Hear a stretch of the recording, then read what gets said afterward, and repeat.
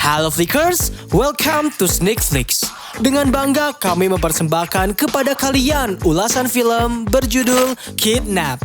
Film ini menceritakan tentang seorang ibu yang berjuang menyelamatkan anaknya yang diculik ketika mereka tengah bermain di wahana permainan.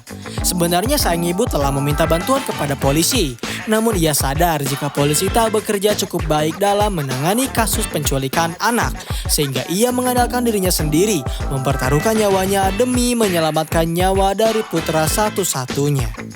Bagaimana? Penasaran bukan? So, without any further ado, let's get into it.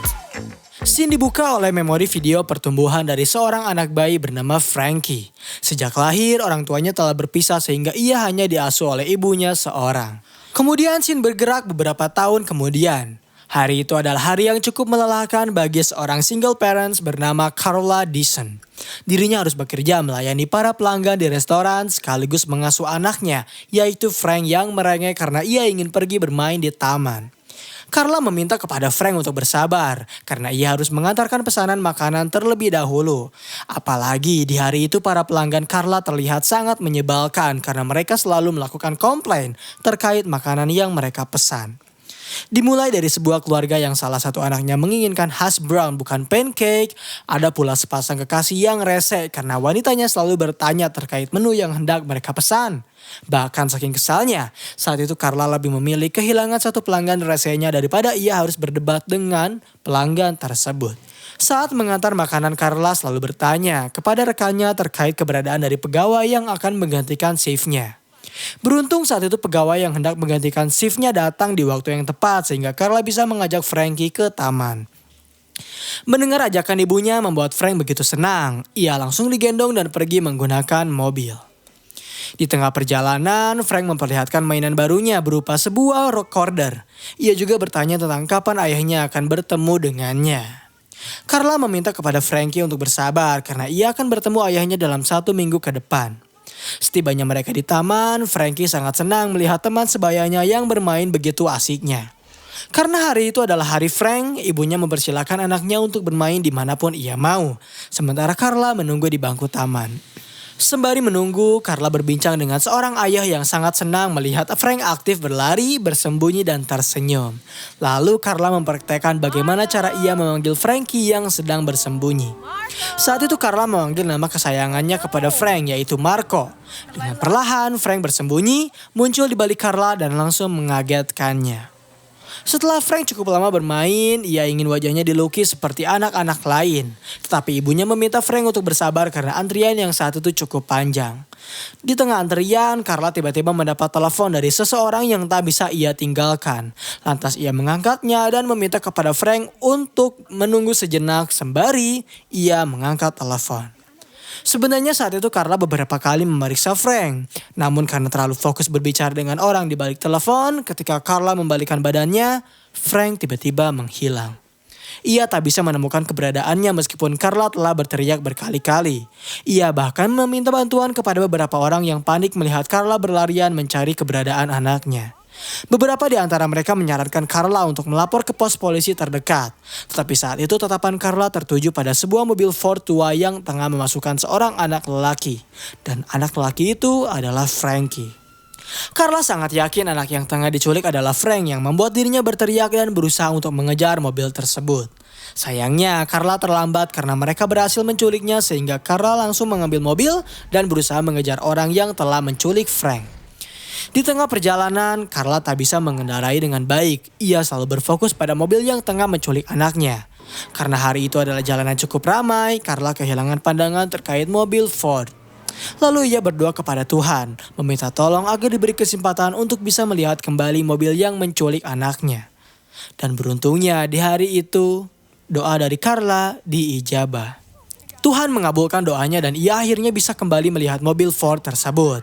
Kemudian Carla kembali mengejarnya dan berusaha meminta tolong kepada beberapa pengendara lain untuk memberitahu jika mobil Ford berwarna hijau sedang menculik anaknya. Sebenarnya saat itu Carla hampir bisa menyelamatkan Frank. Namun mobil yang sedang berhenti akibat lampu merah tak menghiraukan perkataan dari Carla sehingga penculik bisa kembali kabur.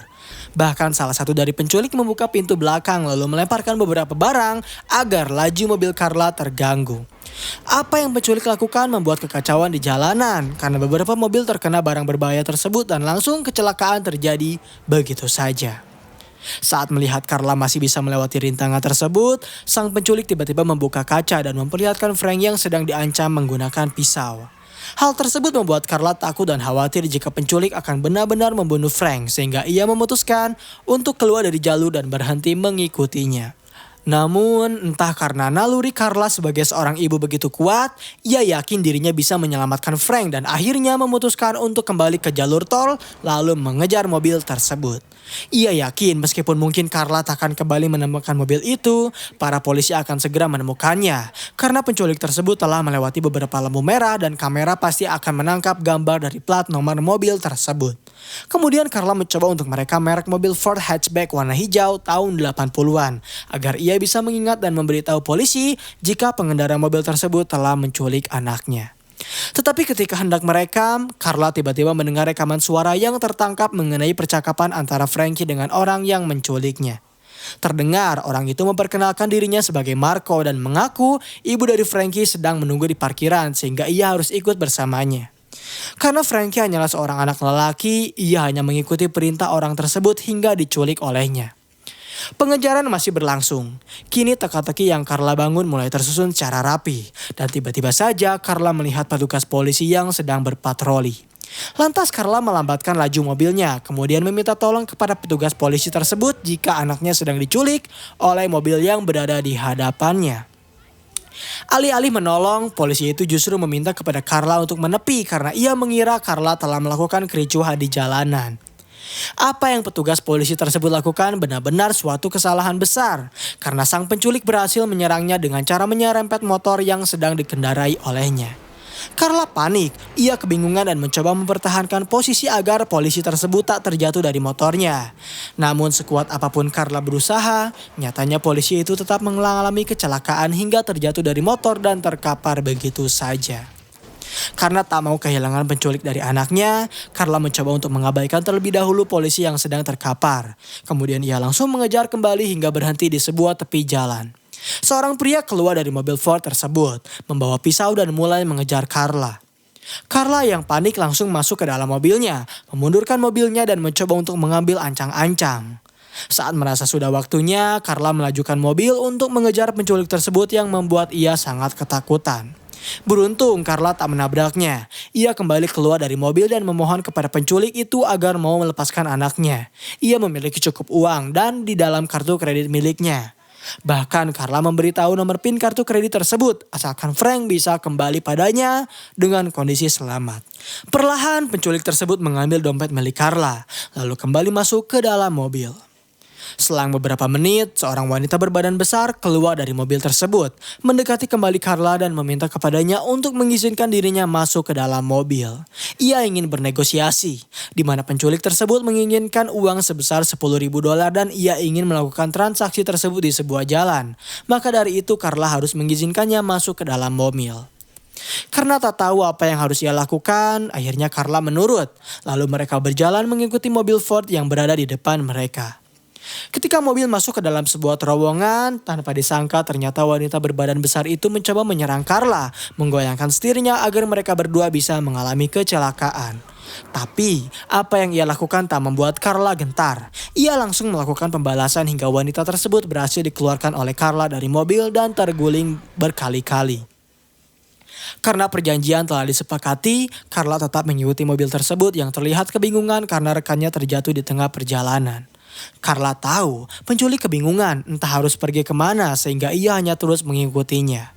Saat di sebuah jalan kosong, tiba-tiba saja mobil Ford tersebut melambatkan lajunya. Lalu membuka pintu dan mengancam Carla dengan cara mengeluarkan Frank dari mobil tersebut. Kini Carla kembali kebingungan. Ia memutuskan untuk menjauhi mobil sejenak dan membiarkannya pergi. Kemudian Carla menyempatkan diri untuk menghampiri segerombolan orang untuk meminta tolong agar menelponkan polisi karena anaknya telah diculik. Carla juga menyebutkan ciri-ciri mobil yang tengah menculik anaknya agar pria tersebut bisa memberitahu polisi secara detail. Setelah meminta tolong, Carla kembali ke jalan. Ia dihadapkan dengan 3 jalan dan hanya harus memilih 1 jalan saja, manakah yang penculik anaknya ambil. Dengan insting dari seorang ibu, Carla memutuskan untuk mengambil jalan laju kanan. Di tengah perjalanan, Carla melihat sebuah asap mengepul ke atas awan yang menimbulkan kemacetan. Hal tersebut menarik perhatian dari Carla sehingga ia langsung mengambil jalur lain dan mencoba mencari tahu apa yang telah terjadi. Rupanya mobil yang penculik anaknya gunakan mengalami kecelakaan. Carla langsung bergegas mencari tahu di mana pengemudi tersebut.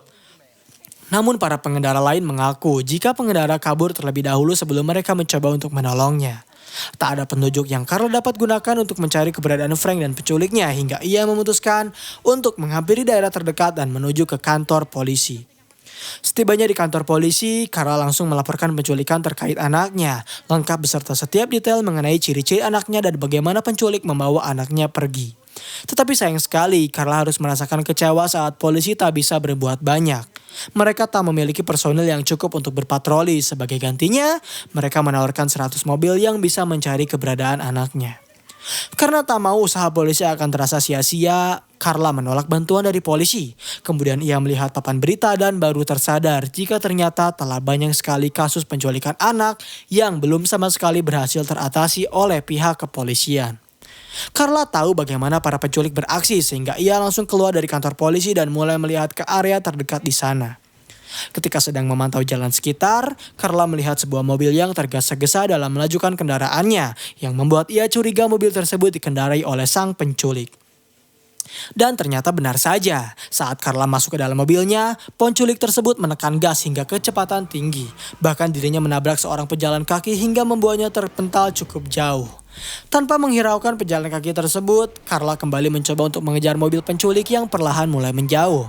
Mereka kembali ke jalanan dan sayang sekali, mobil milik Carla tak mampu untuk mengejar kecepatan mobil penculik tersebut. Saat Carla sudah tak memiliki harapan lagi, sebuah mobil dari kejauhan tiba-tiba datang dan memberikan pertolongan kepada Carla untuk menumpang. Namun tanpa diduga, ternyata penculik tersebut bukanlah melarikan diri, melainkan berbalik arah menabrak langsung mobil tersebut hingga terguling-guling. Akibat kecelakaan itu, Carla tak sadarkan diri beberapa saat. Ketika ia mencoba keluar dari mobil, ternyata sang penculik memiliki senjata shotgun dan langsung menembaki Carla beberapa kali. Terkejut dengan serangan tersebut, Carla mencoba melindungi dirinya sendiri. Ia berlindung di balik mobil dan berusaha untuk melarikan diri. Tetapi tampaknya penculik itu tak mau melepaskan Carla. Ia mengejarnya hingga masuk ke dalam mobil dan tanpa disadari, ternyata Carla telah menyiapkan sebuah jebakan. Ia menarik tangan dari sang penculik lalu memundurkan mobil hingga menabrak pohon dan membuatnya tewas. Sebenarnya Carla ingin menggali informasi mengenai keberadaan anaknya. Tapi karena saat itu sang penculik telah tewas, akhirnya Carla memutuskan untuk memeriksa kartu identitasnya dan menemukan sebuah alamat yang tak jauh dari keberadaannya. Menyusuri hutan di tengah kegelapan, setelah berjalan cukup jauh, akhirnya Carla melihat sebuah rumah berdiri sendiri dan langsung mencoba untuk memeriksanya. Perlahan Carla memasuki rumah tersebut melalui pintu belakang, menyusuri masuk ke dalam hingga ia mendengar suara wanita yang sedang bernegosiasi terkait uang tebusan anak-anak yang telah mereka culik. Rupanya wanita itu adalah Margo. Karena khawatir Margo akan mengetahui keberadaannya, Carla langsung bersembunyi diikuti dengan penemuan telepon yang langsung ia manfaatkan untuk melapor kepada polisi. Carla memberitahu secara detail di mana ia berada dan apa yang sedang terjadi. Karena saat itu kantor polisi cukup jauh, petugas meminta kepada Carla untuk tak menutup telepon selama 5 menit selagi mereka akan berangkat menuju ke sana. Setelah itu, Carla kembali mencoba untuk mencari keberadaan dari Frank. Ketika Carla meneriaki nama anaknya beberapa kali, terdengar suara sautan darinya yang berada di lantai atas. Dan ternyata benar, lantai 2 adalah tempat di mana Margo menyembunyikan anak-anak yang telah ia culik. Carla lantas langsung mencoba membongkar sebuah pipa pembuangan agar Frank bisa keluar dari sana. Ia juga melihat 2 anak lainnya yang merupakan korban penculikan. Namun karena saat itu Carla ingin fokus kepada Frank terlebih dahulu, dirinya meminta kepada kedua anak tersebut untuk tetap berada di tempat sejenak. Apa yang Carla lakukan rupanya terdengar oleh Margo. Ia lalu membawa anjing-anjingnya keluar diikuti dengan Carla dan Frank yang berlarian mencoba untuk kabur. Karena sadar mereka akan terkejar oleh anjing-anjing suruhan Margo, Carla mengajak anaknya untuk menyelam ke danau. Bahkan saat itu Carla meminta kepada Frank untuk menahan nafasnya sejenak. Lalu mereka mencoba bersembunyi di balik papan kayu yang menjulang sembari melihat situasi. Dari bawah terlihat Margo dan anjingnya sedang mencari keberadaan dari mereka berdua. Lalu Carla tiba-tiba meminta kepada Frank untuk berdiam diri terlebih dahulu, sementara dirinya akan mengambil jarak terdekat dari keberadaan Margo. Dalam keputusan dan perhitungan yang tepat, Carla tiba-tiba menarik kaki dari Margot yang membuatnya terjatuh ke dalam sungai bersamanya. Kemudian ia langsung mencoba menenggelamkan Margot agar ia tewas kehabisan nafas. Meskipun saat itu dari segi postur tubuh Carla berbeda jauh dengan Margot, tetapi dirinya berhasil membuat Margot tak berkutik hingga akhirnya ia tewas tenggelam. Setelah berhasil membuat Margot tewas, Carla kembali ke rumah tersebut untuk menyelamatkan dua anak lainnya dan saat meminta kedua anak itu untuk turun, tiba-tiba saja seorang pria membawa senjata datang bertanya-tanya apa yang sedang Carla lakukan. Rupanya pria itu adalah tetangga dari Margot dan terkejut mengetahui adanya penculikan tersebut. Ia langsung membantu Carla untuk menurunkan kedua anak kecil itu. Sayangnya ketika Carla tengah berfokus kepada anak gadis tersebut, tiba-tiba saja pria itu mengeluarkan pisau dan beruntungnya Carla menyadari aksi tersebut yang membuatnya langsung menghajar komplotan penculik hingga tak sadarkan diri, diikuti dengan kehadiran dari pihak kepolisian hingga pada akhirnya Carla berhasil memberantas kasus penculikan yang telah lama tak berhasil pihak polisi selesaikan. Dan pembahasan film mengenai Kidnap berakhir di sini. Terima kasih telah menonton video pembahasan film kali ini. Bagaimana tanggapan kalian? Komen di bawah untuk rekomendasi film atau seri selanjutnya. Klik tombol subscribe untuk mengikuti perkembangan channel ini dan klik tombol like jika kalian menyukai video pembahasan kami. Dan sampai bertemu kembali di film selanjutnya.